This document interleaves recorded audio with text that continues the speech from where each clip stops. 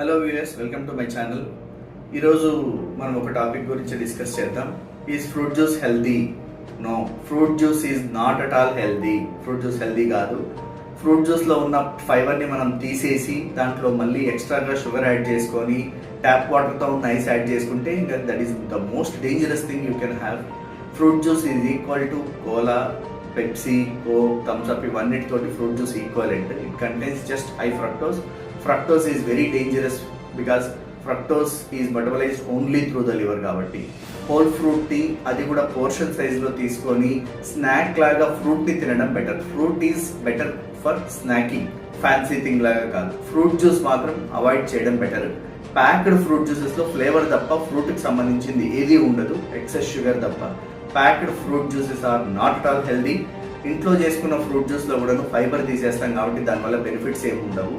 It is equivalent to Coke. Okay, మీరు fruit juice తాగుతున్న ప్రతిసారి కోక్ కానీ థమ్స్ అప్ కానీ తాగుతున్నట్టు equivalent. It is not healthy.